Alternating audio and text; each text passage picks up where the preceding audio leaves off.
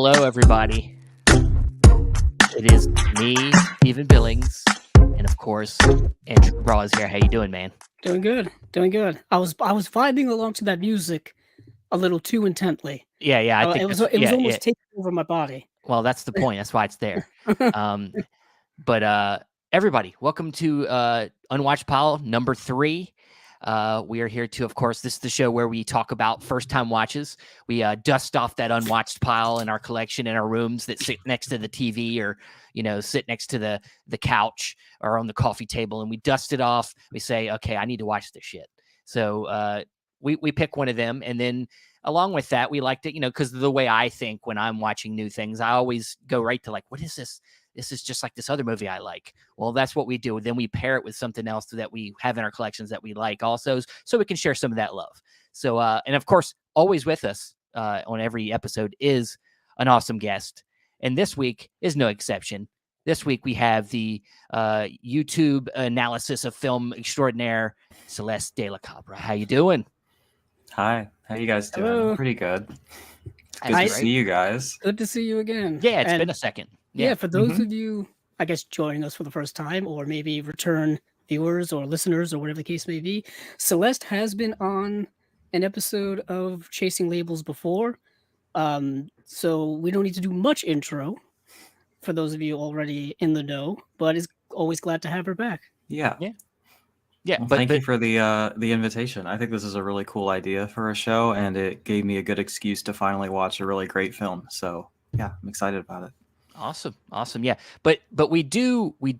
Of course, there's always new people that come across this, so we do want you to please explain what you do in your time as a movie watcher and as somebody that likes to share her thoughts with everybody else. So please tell us about what you do. Sure. So I have a YouTube channel. It's just called Celeste de la Cabra, where I like to do film analysis and then also do kind of more entertaining, but also try to keep it as in-depth as I can, discussions on physical media, and kind of using that as the excuse to talk about a bunch of different types of films all at once, Yeah, we just recently hit 1,000 subscribers, which is really cool. Hell yeah. But if you're not subscribed yet, you should come hang out. We like to have fun and be chill. And yeah, I like to think that it's a good time. So it is. that sounds at all intriguing. Fun, in-depth discussions on cult and art house films. Come hang out. We'd love to have you. Yeah, Awesome. and you've been pumping it up with I see you're doing a lot of them shorts. You're doing a lot of shorts, Yeah. and you're and I love when you do your deep analysis. Them are my favorite things. But like, Thank you. still getting your routine thoughts on films that you're watching, and in a short form is just as good. And I was just watching your one on I think it was Red Dragon, and you were just like, yeah, it sucks. People didn't like that one. I didn't think that was that controversial, but people, I guess, were not pleased with that take. To be honest, it isn't that controversial for me. I mean, I'm a big fan of Silence of the Lambs, but I understand why that one's not as superior as Manhunter. Manhunter is a better movie. Yeah. I don't know. It was Also great. entertaining while I was watching it, but like the more I thought about it, the more I was just like, man, that really wasn't it. Like, especially compared to the film it's trying to be. Yeah. Not great. It felt like after the success of Silence of the Lambs and then Hannibal, they were like, how can we get Anthony Hopkins in the role one more time? Oh, wait. Yeah. There's an earlier novel we can adapt. Let's do that. Let's just go back and do the one we already And did. it came out very quickly after Hannibal, I think, like within a couple of years. So it's like they were trying to capitalize on that. That's what I think. Yeah, for sure. It's very obvious watching it that they shoehorned as much Hopkins in it as possible, and just kind of maybe stretched out scenes that didn't need to be there, and maybe didn't place the proper emphasis on the elements that I think are the most interesting. But regardless, I'm glad that you're enjoying the shorts. It's something that's kind of antithetical to like my approach to this sort of thing. So it's like something I have to kind of force myself to do and practice doing. It's tough to be concise. Yeah, you know what I mean? I did it for a little bit when they used to have that. What is it? Stardust. Remember Stardust? that app that came out? No, I don't. Yeah, there was like a video reviewing app. I believe it was called Stardust, and it was for movies. Like when you got it, it kind of coincided with going to the theater and then like doing a review and stuff like that. And I did it for a while, and it was like short form, like just like what you're doing, and it's tough. It's tough. Like I would find myself recording and then not getting everything in, and then deleting it and starting and doing it again. Yep. And yeah, it just you try to fit in as many words as possible and not feel like you're stumbling. It was kind of like what TikTok is now, but TikTok is way more diversified, and you can do more things with TikTok. You can the videos can be however long as you want. Whereas Stardust was like, I think it was super limited. It was supposed to be like to get quick content out there. They were trying to fill some type of Vine void. It was like an Instagram, Vine, trying to like get that that vibe back into the mainstream. I don't know. It didn't work out for him, but considering I didn't remember it until you just mentioned it, and it came out only a couple of years ago. Yeah, that would have been in the range of time that I probably should have heard about it if it was going to be in my purview, as it were. Right. But yeah, it's great. Even if it's not like I'm sure not being able to do more long form stuff is more about time. Like that's all of us have. That's always a luxury for anybody is time. We don't all have the time we want to put it in, because what you do with the long form stuff is really in depth, and you probably need to really collect your thoughts and sometimes you go through times where you don't have that time to do that. And I've also just been putting a lot more time into the editing lately. I'm really making efforts to make that as good as it can be, and just because I don't have the most practice doing it, it still takes me a long time. So with that stuff, I really just try to make sure that everything is as good as it can be. And so it is a bit of a whiplash feeling to just kind of throw up a short and then like that does its thing or whatever. I've been getting weird comments on them too, but like overall it's been it's been something I think I should keep doing. So it's good to hear that feedback in real time that you've enjoyed it, because I don't know. It's nice. Every time I'll definitely keep it going. Especially for people who are familiar with you already, it's just nice to hear you talk about different things. Like if people already respect your opinion on things, it's nice to get more of it. I didn't know how you felt about Manhunter or Red Dragon or That's true. the Evil Dead film that came out forever ago that no one seems to reference because they kind of skip over it and stuff. So it's nice to kind of get a more diversified basis of what you're into, what you like, and all that kind of stuff. We've been enjoying it. Well, thank you. I appreciate that.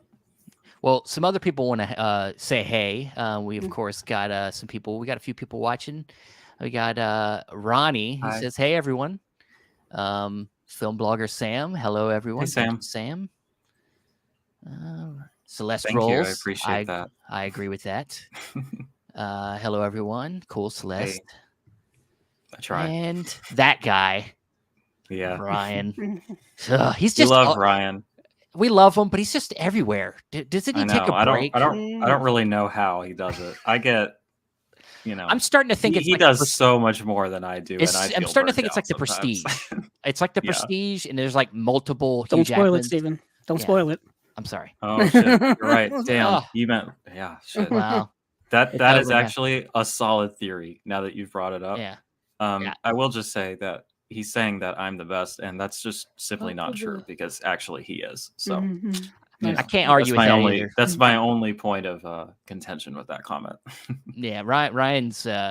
It's amazing what he does, and he does it really well. And I just, top of the heap, that guy. So, okay, let's get into what we do in this show. So, like I said at the beginning, we all chose a first-time watch, and what we're going to do is just kind of, I'm sure not everybody has seen it, what everybody's watching today, but, just kind of go through your feelings on the first time watch, maybe a little bit of a synopsis so people can know what the film's about. And of course, as usual, we want to start with our guest, Celeste. Please tell us about the film that you chose as your first time watch. Sure. So, probably a year or two ago, time has lost all meaning, and I'm not sure. I'd have to actually check my letterbox to fact check that one. But hey, John, what's up? But the Criterion Channel debuted or announced the I'll just go ahead and show it, the Signify and Works of Marlon Riggs set right here. And they had everything on the Criterion Channel, and I was like, cool, I can start watching these and see if I want to pick it up. And me and my girlfriend, we got through everything except for the last film, which is like the longest one and also the final film he ever did. And so it kind of felt like we were building up to that. And then when the disc actually came out, I was just like, we might as well just wait to buy it and then watch it that way. And then, lo and behold, that was like a year plus ago and it never happened. So I was just trying to think when trying to pick something. I was like, what's something that like I bought it and I meant to watch it like as soon as it showed up and then it never happened. And this is one of those things. And it's just it's nice to finally have this set like completed, where I'm always like looking at like, what do I still need to watch? And this one is always like, well, I've seen everything except for one thing on that. Now I can finally say that I finished it. So, but Marlon Riggs was just a really amazing, really talented, and really important filmmaker. He made really experimental kind of documentary essay films about issues of race and issues of sexuality. He was a queer Black man making these films. And a lot of them kind of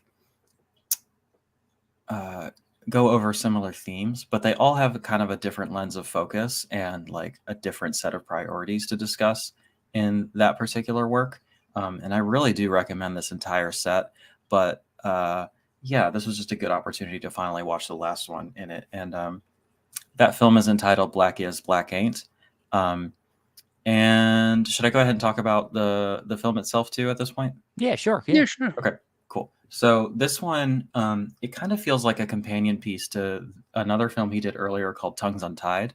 That was a similar kind of feature-length experimental essay film about the intersection between Black identity and queer identity, but it was more so focusing on queer identity and how that the friction that comes from being a Black activist and being in more conservative Black circles and being an openly gay man.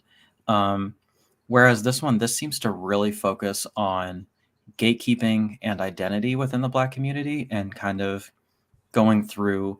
It's a really it's definitely experimental, but there's a lot of different perspectives kind of put together, including ones that he clearly doesn't agree with, but they're all there as like this kind of mural of the Black experience and different interpretations of what that means to each individual person.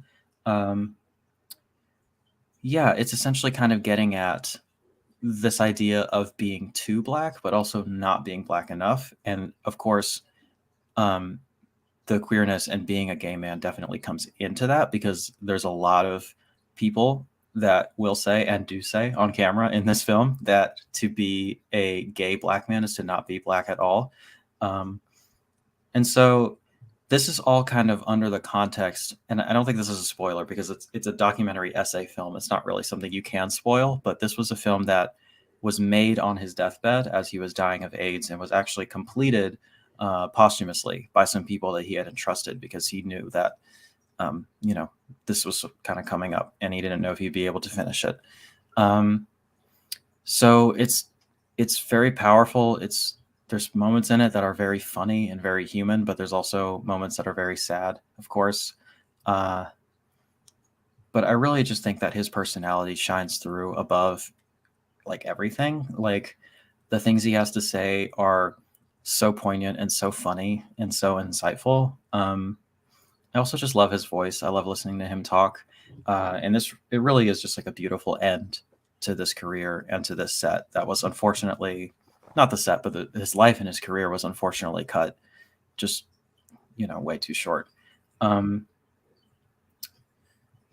guess that's as much as I can probably say about it in one go without, I guess, giving away too much, depriving you of the experience of watching it for yourself. If that sounds like something that interests you, I don't think you have to watch everything in here first. I think you can go straight to that if that subject matter in particular is more interesting to you. But I do really think it's worth the time to watch everything. And if you have to start with one and you want to be a little bit earlier, like you don't want to just cut right to the end, I think Tongues Untied is a really great starter on his style and the things he has to say.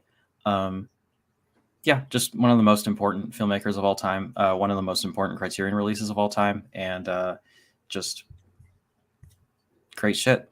Yeah, Awesome. pick this Yeah, up for sure. starting heavy with the important, Yeah. one of the most important. I mean, like, yeah, I mean, you bring a Criterion out, we know it's going to be heavy. Yeah, Anyway. cultural. I mean, that's kind of what they do. You know, Yeah. culturally significant Yeah. works, I think, is their main Mhm. thing. And I remember when that release was announced.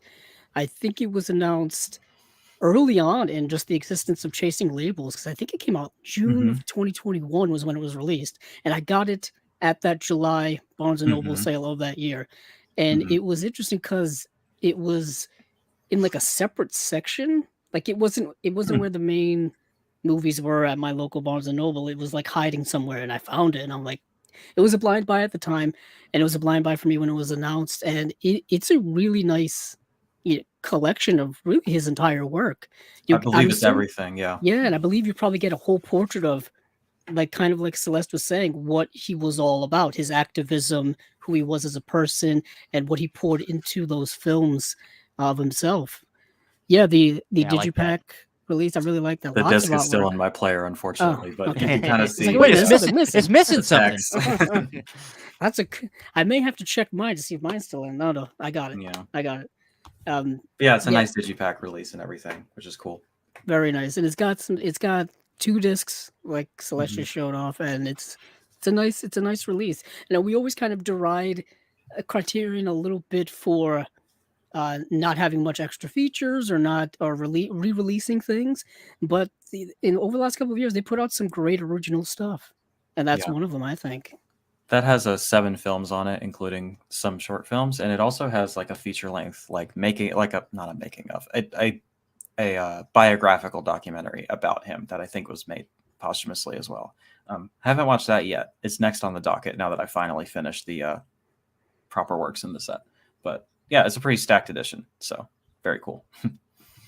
Yeah, there's something about when you can get a set of essentially a filmmaker's whole career, what that can do, and when it's small like That's that, always so good. Yeah. it's so good, and it's so as a collector, it feels good to have it. You know, like I think of things like the Al Adamson set, Mhm. or Anya even Sparta. yeah, Agnes Varda. You have the Yeah.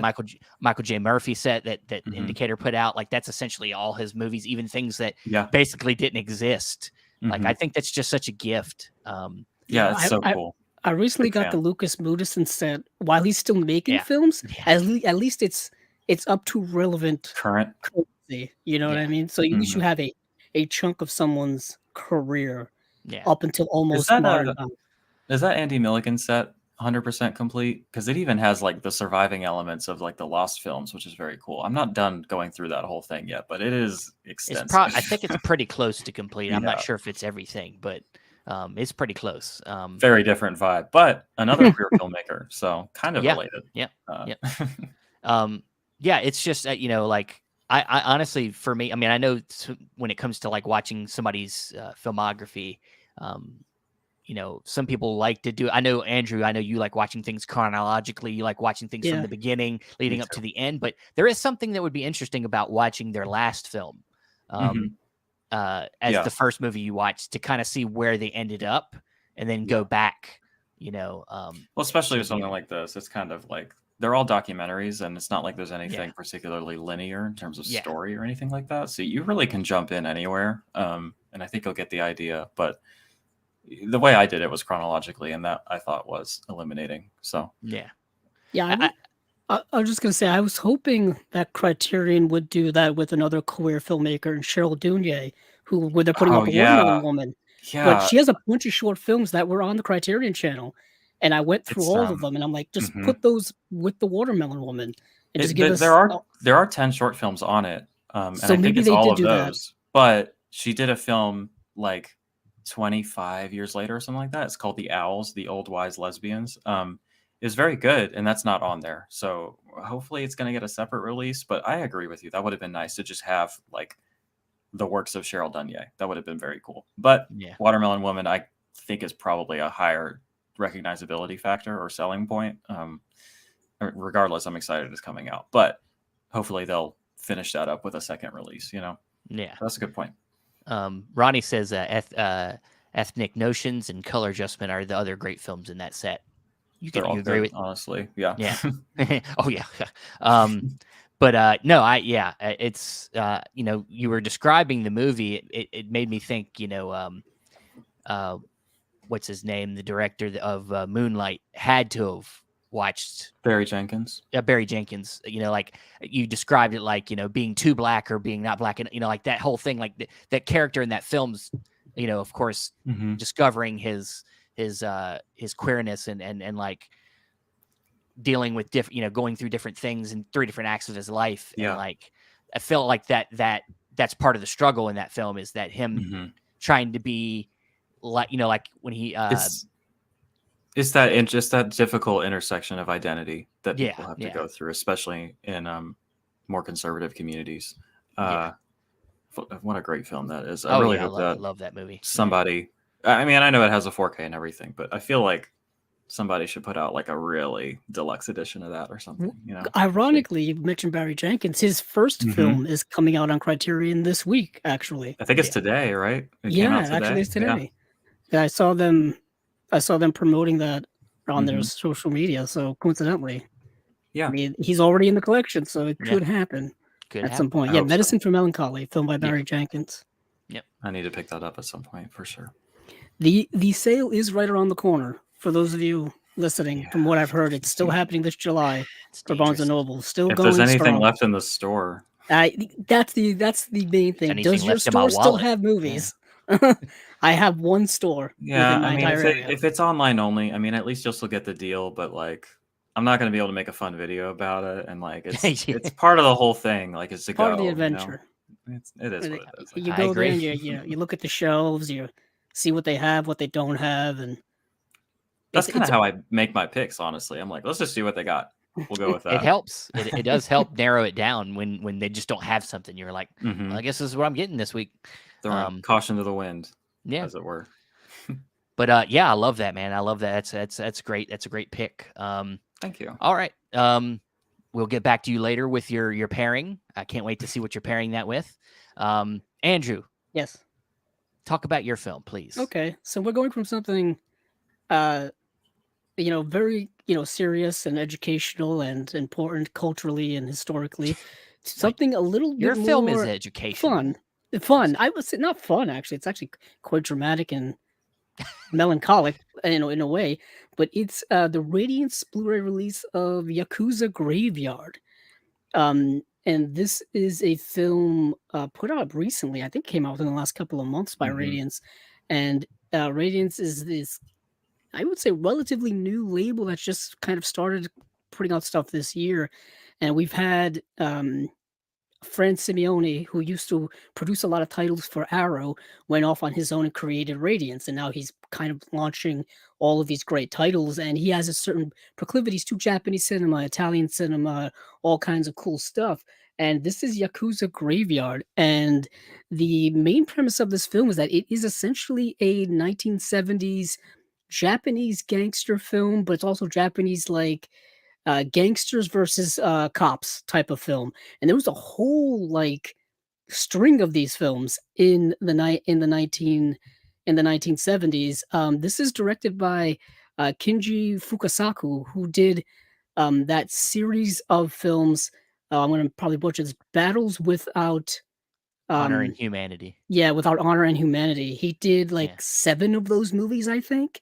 He was responsible, I think, for the first 7 of those. And Arrow put out a box set of those a few years ago. That box set is out of print, but you can still buy them individually. Yeah. Or you can buy like the trilogy set of like the first 3 films, and you got to get the rest individually. It's a whole big thing. But anywho, him having made those movies, which is essentially like, cops versus the gangsters, also known as the Yakuza, this film fits right along in it. He actually made this movie, I think, right after he had done those films. So if you're familiar with his work from there, this one will kind of fit thematically right with it. So this film centers around a police officer who had killed a yakuza boss a couple of years ago, and then was relegated to kind of maybe like desk work or something just menial within the law enforcement area. But now he's been brought back to the forefront to kind of be on the front lines of, uh, arresting yakuza members and dealing with organized crime and stuff like that. The main issue is that he is very serious about his job. He's very forthright about it. He wants to go after these people. But not a big surprise, the Yakuza, or one of the Yakuza families, and the police have kind of a buddy relationship, have kind of deals going on in which, I do something for you, you do something for me. Police corruption, law enforcement corruption, which is an age old thing. And he's kind of caught in the middle of all of that.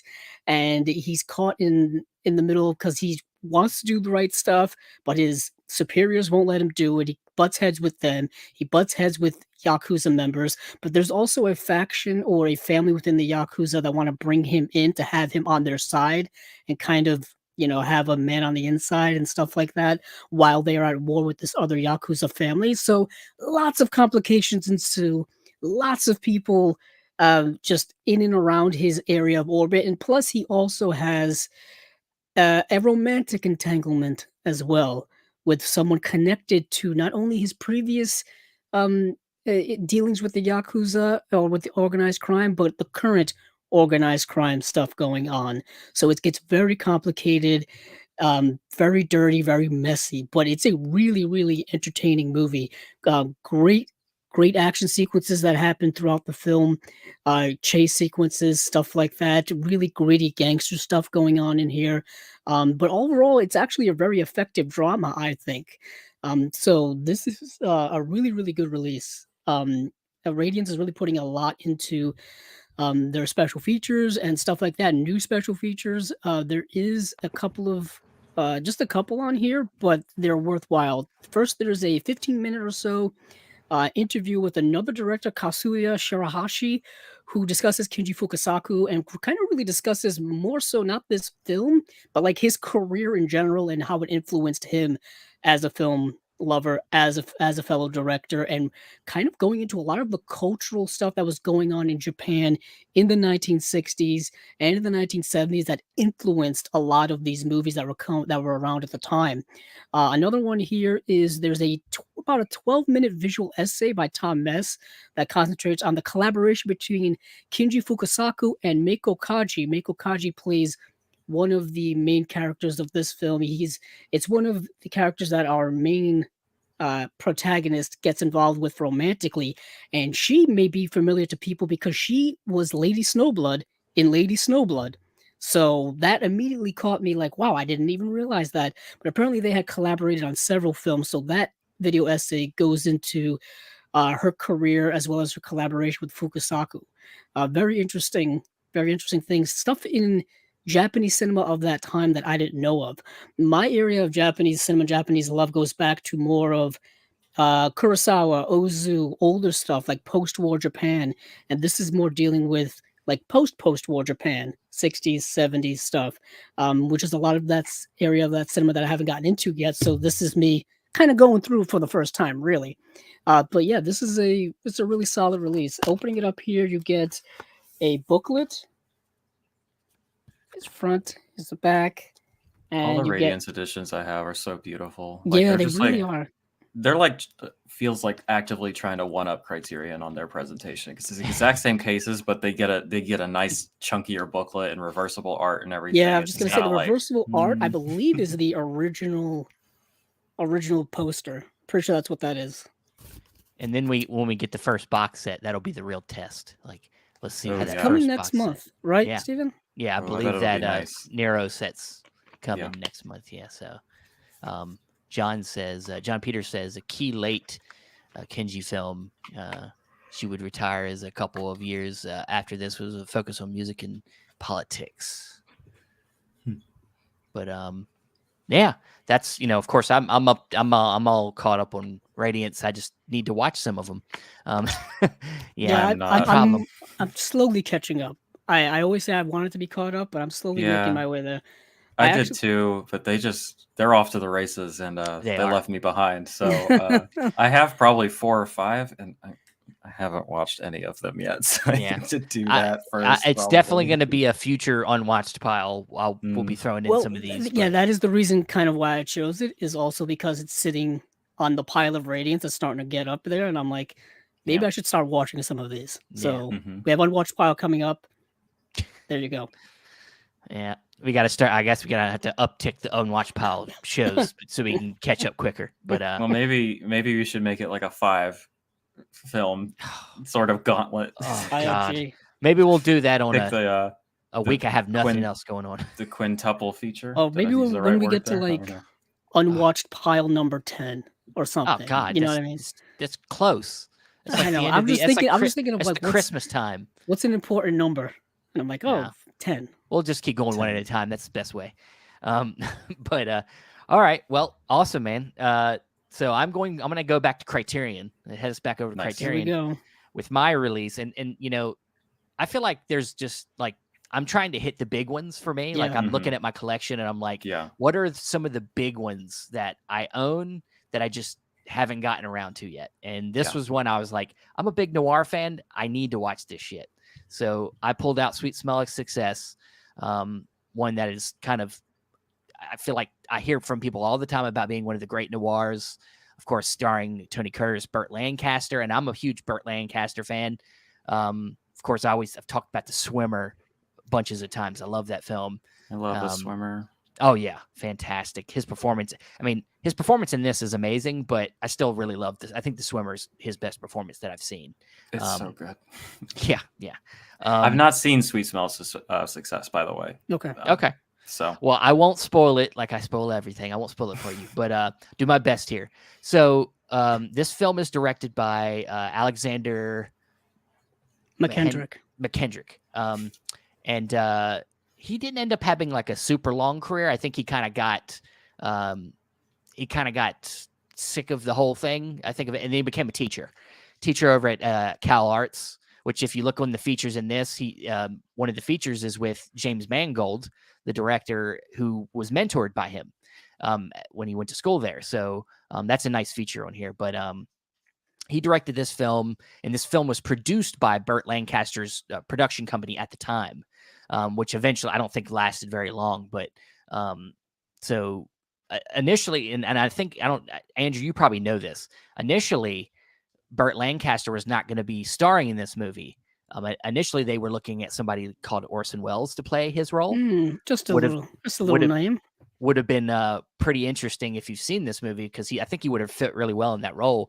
But because Burt Lancaster has a smaller-ish but vital role in the film. Yeah, he plays J.J. Hunsaker Hunsaker, and he plays this columnist who's, I guess in today's words, is an influencer. He's somebody that people really listen to, of course, in the newspaper, and he's just a very popular opinion out there that people use him as a way of getting their name out there.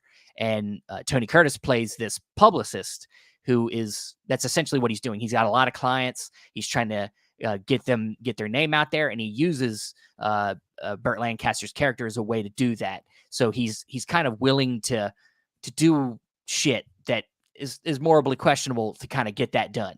And so when this film starts, Tony Curtis is doing that thing. He's trying to sell some of his clients, and then he goes to see Burt Lancaster's character, and they have this deal that didn't work out in the past that's still kind of hanging over their heads. And it's that Burt Lancaster's sister is dating this jazz musician that he just hates.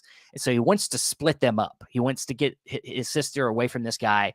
And so he's hiring Tony Curtis to get him out of here, get her to break up with him, or get him to whatever he's got to do, whatever thing he has to do to get it to happen, get it done. And so this film kind of delves deep into this kind of scummy world of journalism. This is that kind of genre, that journalism genre. where people lie about things, people plant things on people talk to it. This is a very talky film. But the atmosphere and the way this film shot in New York, which apparently at the time was kind of not a big thing yet. Like people didn't actually shoot on the streets of New York very often. So they actually did that in this film, and you can tell they look up at the city. You really get that vibe that it's really, things are really happening. It's just beautifully shot, beautifully, even though it's talky, beautifully paced. And really just one of the scummiest movies you could watch about people that are just willing to do whatever it takes to get what they want, and Tony Curtis is doing whatever he has to do, whether it's make somebody sleep with somebody else, blackmail, whatever it is, to get what he wants. And so, yeah, I mean, it's one of them films that you don't want to get too deep into the actual story points because it gives away too much. And that's what I'm known for here, is spoiling movies. So I don't want to do that for you, but really loved this film. It is a film that I feel like I need to watch again to really, really love the movie more. But the performances were fantastic. And it's definitely one of them. It's a genre that typically I look at films from the 70s when I'm thinking about this genre. I'm thinking about All the President's Men, even up till now, where you had something like Spotlight come out. But this is a film from the 50s that really took that journalism genre and then made it super noir and just really talks about some really questionably moral things. And I think it was good. Really did a good job of handling that. So with this, of course, it's kind of like it's the Digipack from Criterion. So pull it out if I can get it out here. It's got some great artwork on the inside here. You got Hudsucker's sister right there over the balcony, and it kind of gives you a full scope of that. Nice. And then you got a good booklet. It's a good thick booklet in this one. And I did forget to put my disc back, so the disc is missing. I know I suck. Same. So that shows you that I did watch it. Yeah, it exactly. Proof. I'm not lying. Yeah, I'm not lying, but yeah. I like how the booklet looks like a newspaper. Yes. Yeah, cool. I do like that. So, yeah, it's definitely, I understand why people like this movie. I could also understand why people maybe don't like this movie either, because it is talky. It is very much a I tend to be a scene. fan of that. Yeah, it's got to be one of the most influential and just one of the best scripts I think ever written. I mean, that's a little bit much to say, but I've always seen it referenced so many times when people are talking about great screenplays, or people talking about what screenplay should you read if you want to be a screenwriter or something. And I'm pretty sure Sweet Smell of Success always comes up on. I remember in what was the Aaron Sorkin HBO series that he did? The one with where he was running a news network and all that kind of stuff. They even mentioned it in that, so you know that Aaron Sorkin is obviously a big fan of it, and it's so it's kind of very influential on modern day screenwriters. That's kind of what I'm saying about it, and it's a fantastic film, and it's a film noir that is interesting. It's a late era film noir. You know, it came out in 1957, which is much later than the usual 1940s stuff that we've seen. And it's what makes it noir is kind of like, the series I was talking about is The Newsroom. That's what it was. I was going to say, Ronnie had it. Yeah, the news. I was saying, yeah, thank you. I was thinking network for some reason, but I'm like, it's network, but it's not quite network. It's a Newsroom. That's another great screenplay is Network. That's Patty Chayefsky's Network. It's another great screenplay that everyone should read. But like I said, it's a late film noir from 57, and it's not dealing with usual, it's not a police detective story. It's not dealing with a murder mystery. You know, there's not quite a femme fatale in it, but there are morally great characters. You're not supposed to root for really anyone in the movie. I don't know who you'd be rooting for. Is not great. J.J. Hunsaker by Burt Lancaster. From the very moment you meet him, I think you meet him in a restaurant, and it's just you can kind of tell that this is a guy who he kind of picks and chooses who he wants to help out. You know what I mean? It is kind of like a modern day influencer where they can they can plant good things, they can plant bad things, and it shows you that the power of the press at the time was quite strong, as Oh opposed to, yeah. and even now it kind of is as well. You know what I mean? But it's different now, the way we consume news and press and stuff like that. It's more social media based than like a newspaper based, but it just shows you that the press or word of mouth by influential people can sway things in different areas. Yeah. It's really a fantastic film. It's also, I could consider it one of like a Criterion 101, like everyone kind of Starter gets it in their pack. collection, their starter Yeah. pack. It came out in 2011 on Criterion, so it was one of their early first couple of years Blu-rays when they were putting them out. I think it's probably one of the ones I bought at one of the first Criterion sales I ever went to. That's why it still has that old digipack, Yeah. first run digipack. I don't think they ever replaced it with the standard case. I wonder if they'll re-put that out in 4K soon. I feel like perhaps It it may feels be a like a strong candidate. candidate. Yeah, it Yeah. feels like a strong candidate. They did it with a lot of their early stuff.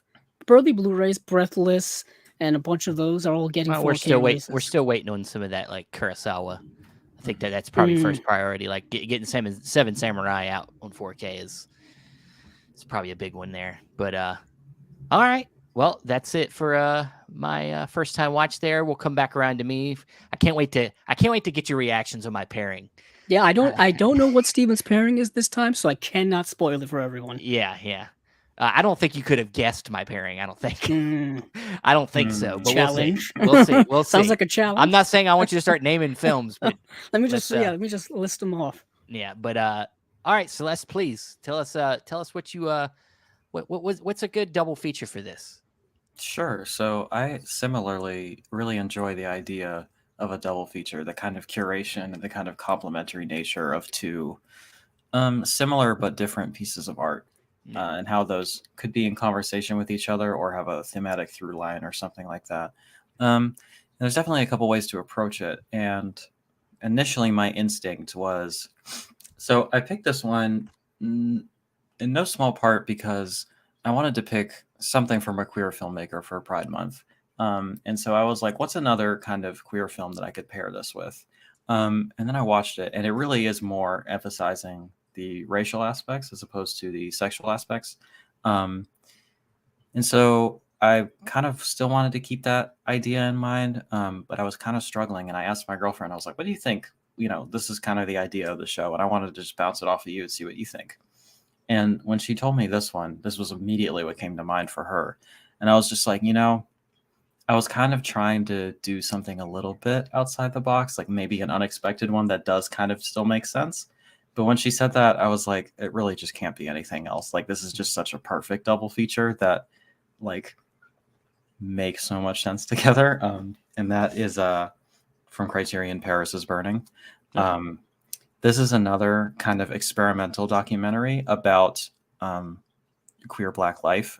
This one is not exclusively focused on Black queer people. There are definitely plenty of white queer people in here too that are kind of highlighted, but it's definitely a Black subculture that is being explored, and in similar styles from marginalized filmmakers. And they're both just really, really powerful films. This is one that I actually prefer.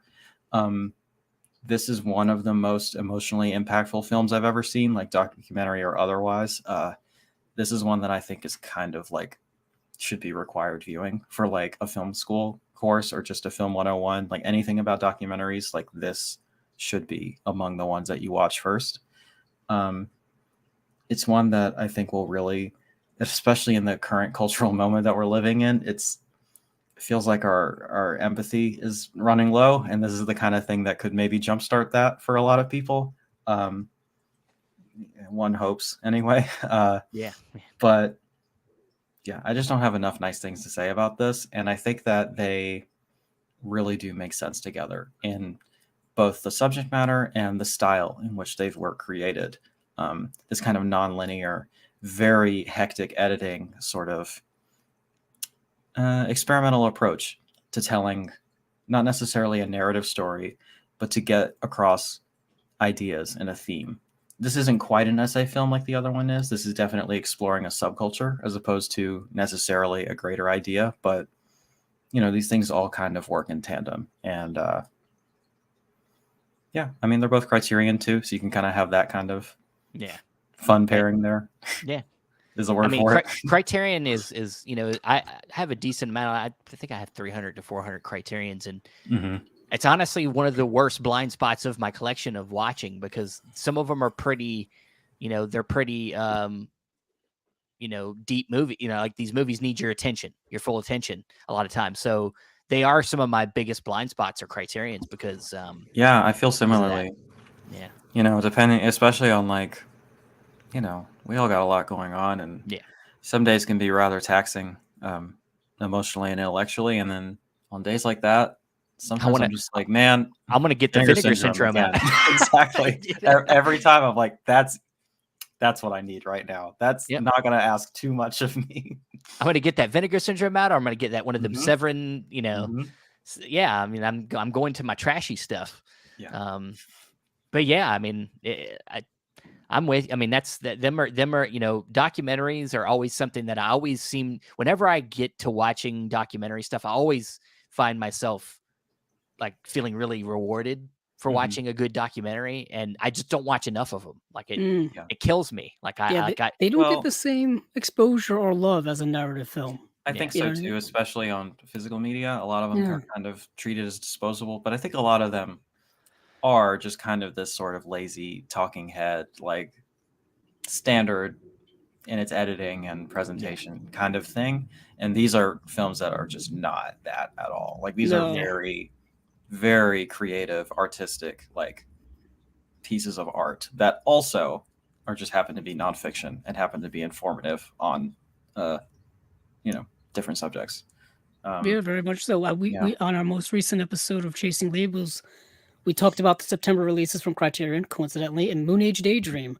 And I was trying to kind of emphasize how that is a documentary about David Bowie, but it's told in a way in which is really fascinating in its approach to kind of discussing David Bowie, discussing his life and career through like interviews and concerts and audio clips and all those things, where it's not like Celeste said, it's not just a talking heads one where you interview someone who knew him or was around at the time or an expert in music or all these things. While that can all be very good and informative, Yeah. sometimes it does feel like a college lecture where you're just listening to information being thrown at you, as Like a opposed to homework having assignment or something. yeah, as opposed to having like this visual treat of a movie.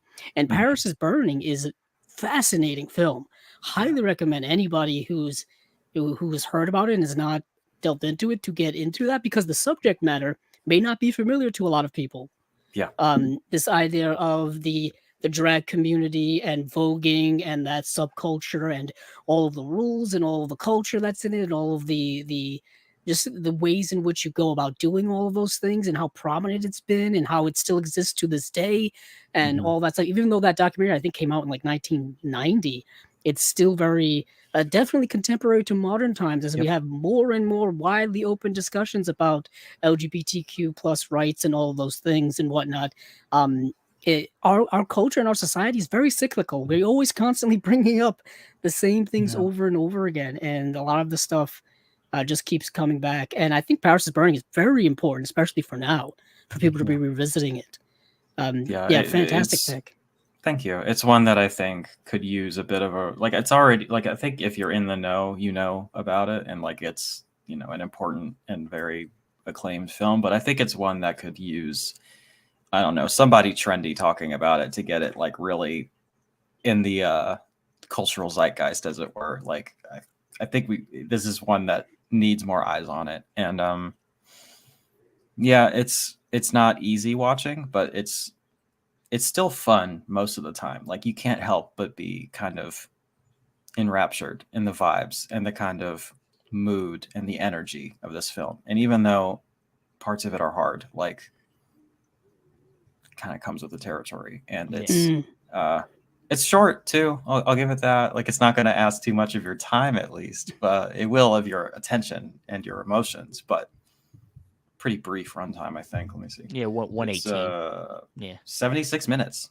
Yeah. So, and you say there's some tough parts of the film. I mean, I haven't seen it yet, but I think when we're talking about documentaries, it needs to be. Like, if you're not being truthful about these things, then then we're Yeah. just talking about normal movies. Then normal. We don't expect normal narrative films to be, always like they're always taking liberties, but Right. about certain events when they're saying they're true stories. But like when it's a documentary, we expect to see the whole thing. Even when Yeah. it's at its worst. Yeah, So.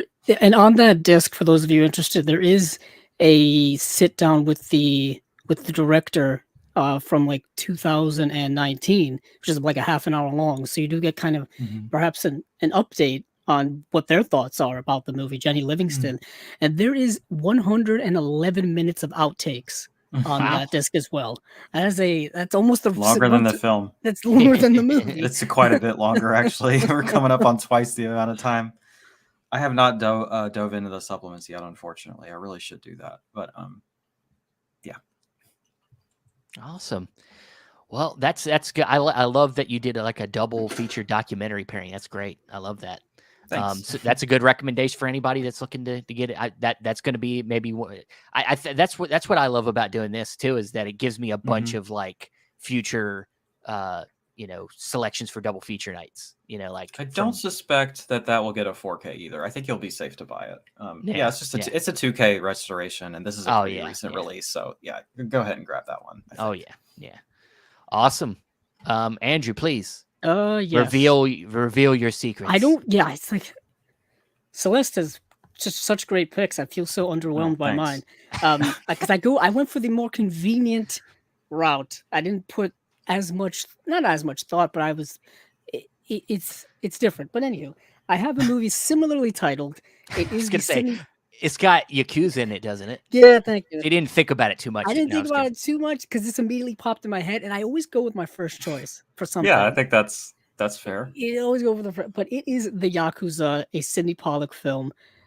This is the Warner Archive Blu-ray that came out a couple of years ago. I had never heard of this movie until it came out, and it's a movie that it came out around the same time. I want to say it came out in like 1975.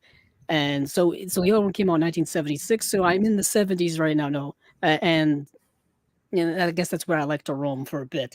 But this movie stars Robert Mitchum, and this is kind of a later career pick film for Robert Mitchum. And the way in which I kind of want to sell the movie is just by saying it's Robert Mitchum versus the Yakuza. Yeah, I already need to have it. Like that sounds dope as fuck. Like I don't know if I need to like say more than that, but there is a plot of the movie, of course.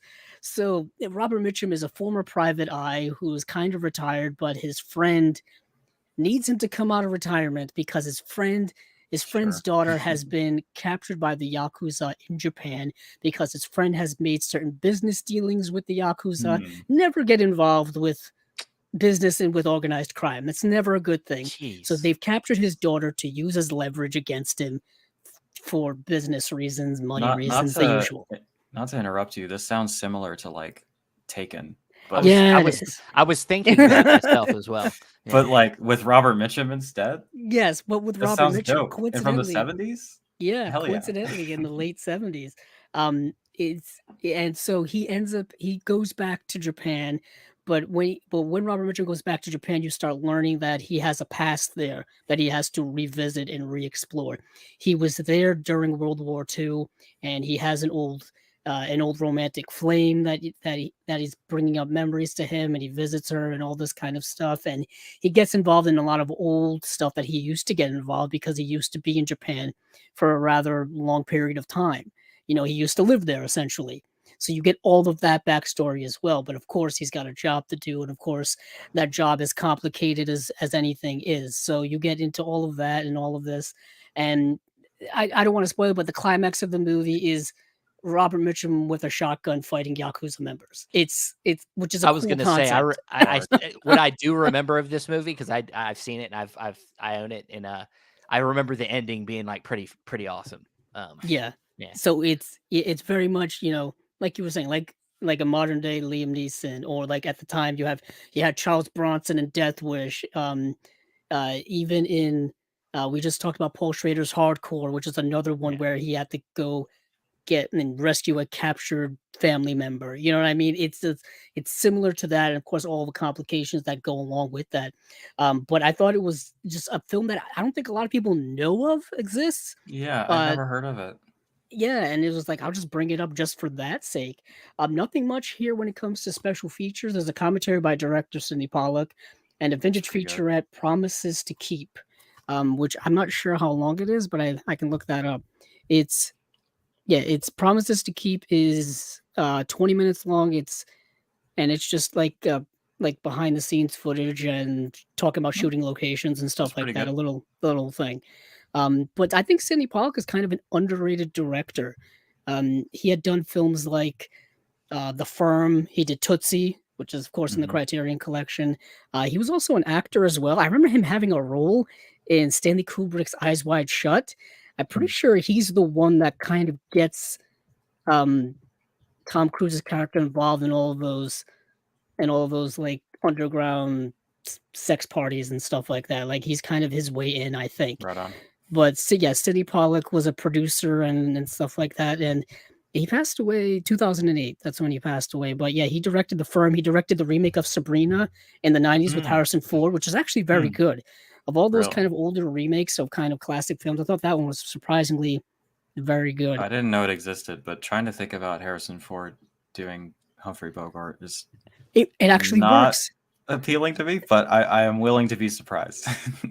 I'd honestly say give it a watch because it works. It works. I don't know how it I works, love but the it works. original. I love it. I do love the original as well. I was just talking about Audrey Hepburn the other day, as I often are. Um, yeah, Audrey Hepburn's one of my favorites of all time. Yeah, But she's wonderful. she's wonderful. Coincidentally, Sidney Pollack does have an uncredited director's credit for The Swimmer, which I find to be fascinating because we just brought that up.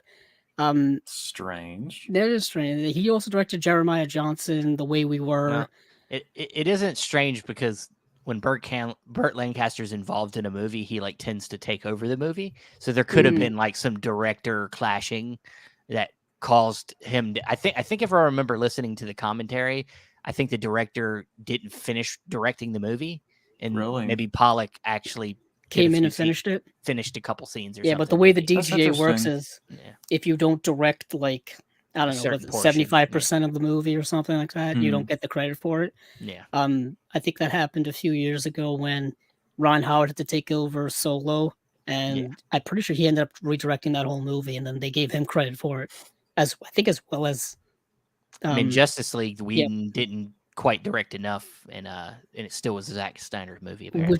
when you look at the actual cut of Justice League, the Zack Snyder one, and the one that came out, they're like nearly completely different movies for the most part. Yeah, But that's just a different story for a different time. But this is the I wouldn't Yakuza know, unfortunately. in usual kind of plain fashion. yeah. But Hmm. the main thing with Warner Archive release, I think we've mentioned a million times, is that they always look really, really good.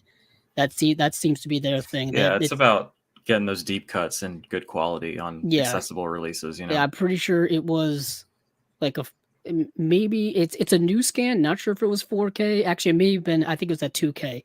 But either way, it Hmm. still looks absolutely fantastic. And I really Yeah. like kind of the late era Robert Mitchum stuff. Like Yeah. was like he did like a version of The Big Sleep in Hmm. the 70s as well, where he's once again a Humphrey Bogart character that's getting redone.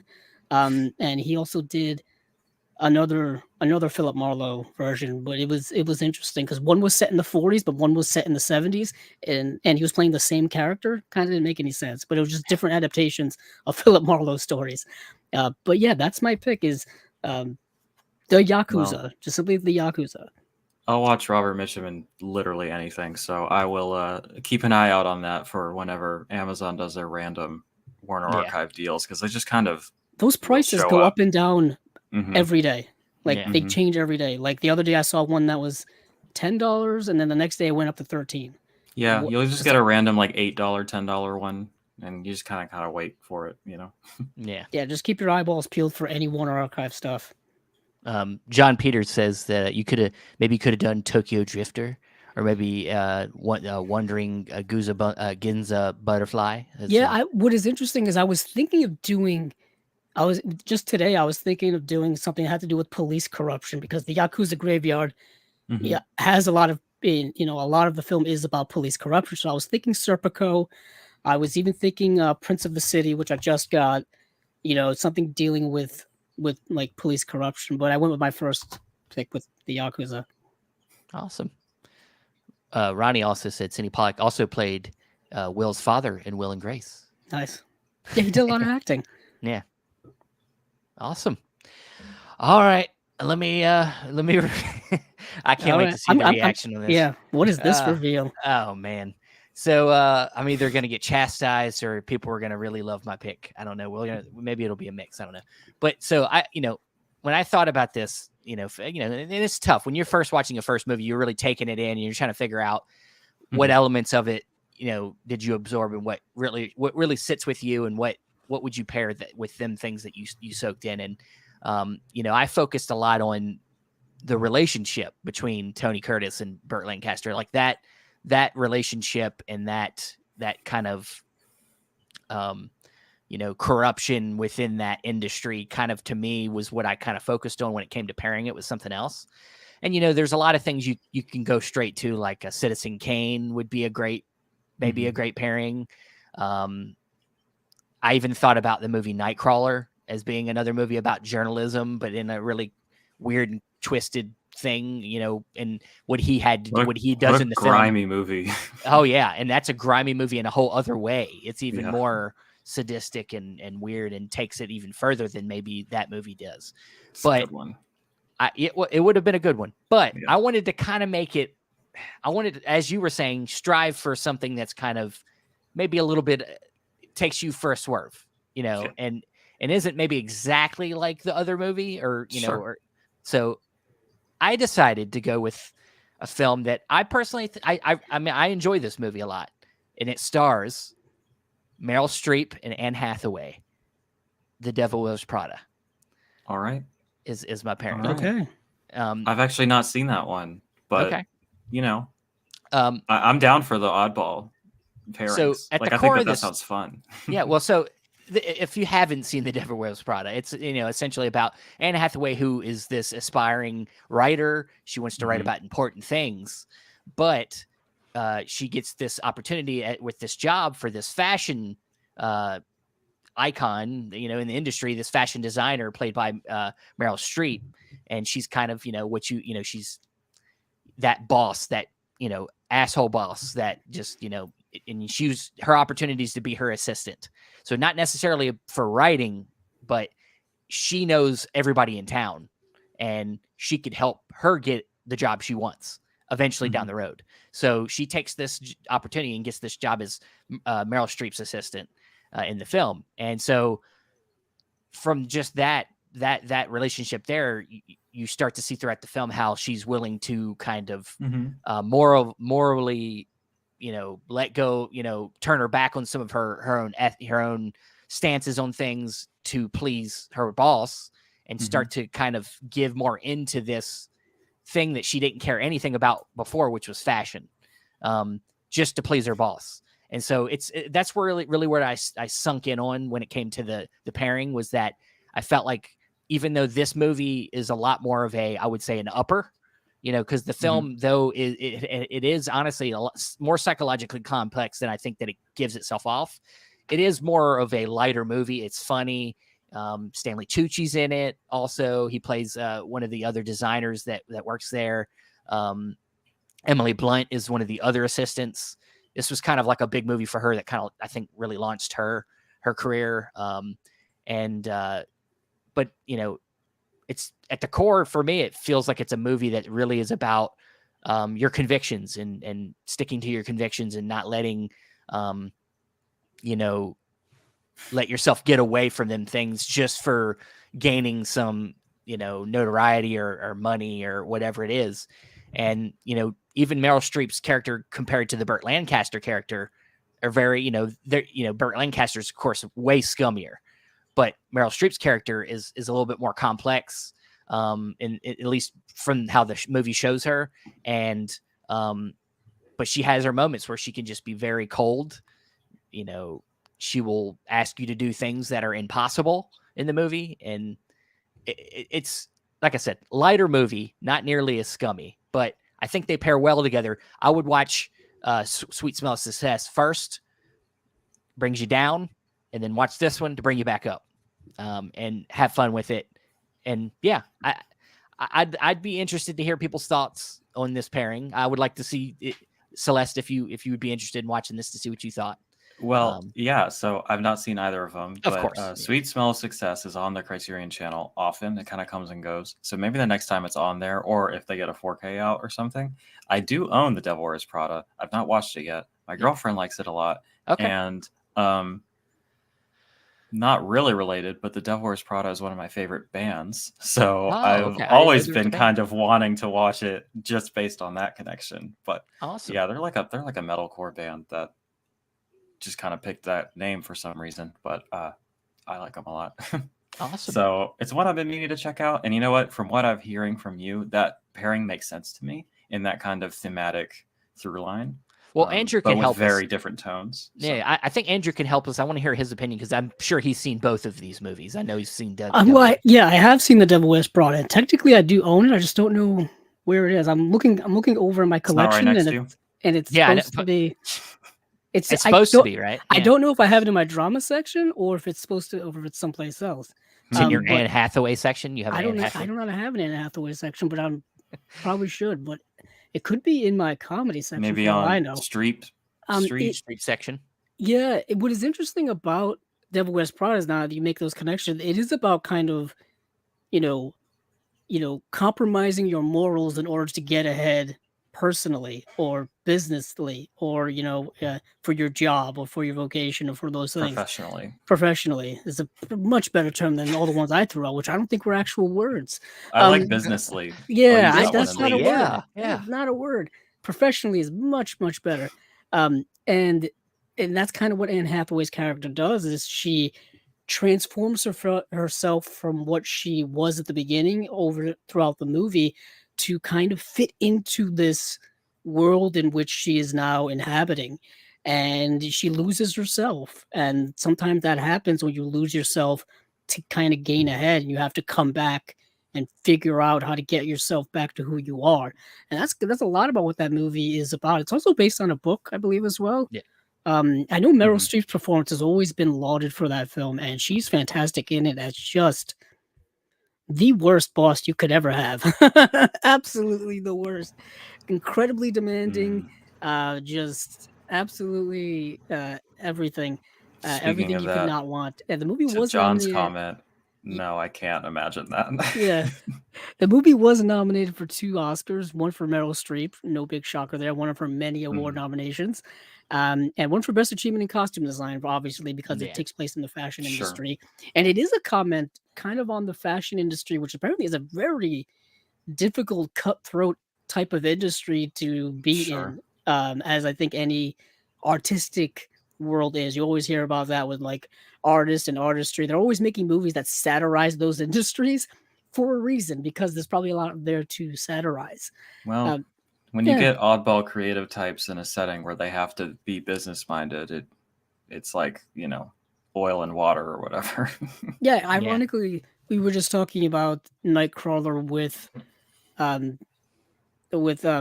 what is Jake Gyllenhaal. Jake Gyllenhaal, and he did that other movie for Netflix, which nobody seems to remember. What's it called? Buzzsaw. Oh yeah, the one. Yeah, I know what you're talking about. But that movie is satirizing the art world. Velvet Buzzsaw. That's what it was. 2019. Directed by Dan Gilroy, the director as Nightcrawler, right? Or yes. Or So it was like he was kind of satirizing the news world in Nightcrawler, and then satirizing the art world in Velvet Buzzsaw. But people like one more than the other. Yeah. Well, Velvet Buzzsaw's out there. It's not. It would be worth a rewatch. I don't remember loving it. I watched it once when it came out, and I don't. Yeah, it's one of those that never got. Oh, it did get a Blu-ray release. No, it didn't. I lied. I was gonna say that was a Netflix movie. I doubt. Yeah, nowhere. That's a damn shame. That's what happens with a lot of those movies that get released on streaming. People watch them when they come out, sucks. and they don't remember them because there's no Blu-ray to look I in the don't stores fuck or on with the it, shelf. honestly. But Just yeah, this flavor of the week, like streaming dump or whatever. Yeah. I never even heard of that one. That's unfortunate. See, yeah, and it's sometimes they just never get heard. Like they're not advertised. They're not in theaters. They're not. if you don't see people talking about it on social media, Well, it's a rant for you another just don't day, hear but about it. It is. it's because they think it's content for the week as opposed to a piece of art to be remembered and treasured and valued. Oh, it's kind of like how Kind of how I can see the anger behind your eyes. well, yeah, getting my Not a language. I can fan. feel you. Well, it's kind of like what not HBO, what Max did. That's terrible. Uh-huh. The Max streaming service, where if you still go on there and look under a movie, it still just lists the creators all randomly, where it's Mhm. like just actors and I thought, producers and Scorsese and directors and everybody in there is just like they don't look at it as being made by someone genuine. It's more of like this is a movie, just watch it. It's I thought you were very going to refer unfortunate. to how they just like yeeted their own original programming as to not pay residuals Yeah. to the people who made it. We've talked about that a few times, and they're still doing that. Just the most like flagrantly disrespectful thing I can probably think of. I don't know. Yeah, I tell you, they don't promote their stuff well. They don't preserve it well, and it's we've talked about it's how there are unfortunate. creators who work on stuff for years, and then it's gone. Yeah. And not only is it gone, they don't make any more money off of it. They don't make any. They can't get jobs from it anymore because nobody's talking about it. It's What John incredibly said interesting. exactly. Yeah, I think that's why we're seeing the strikes happening now with writers. I think they've had enough. Like they're not getting paid for it or like really being valued at all because it's just like a disposable thing. Yeah, we talked a little bit recently about AI and how that's now playing into things. That's a can of worms. Very interesting. Chat GTP. We talked a lot about censorship as well. Needs Netflix. We talked a lot about what just happened with the French Connection. So for those of you who have your French Connection Blu-rays or DVDs, hold on to them. Hold on to them for dear life.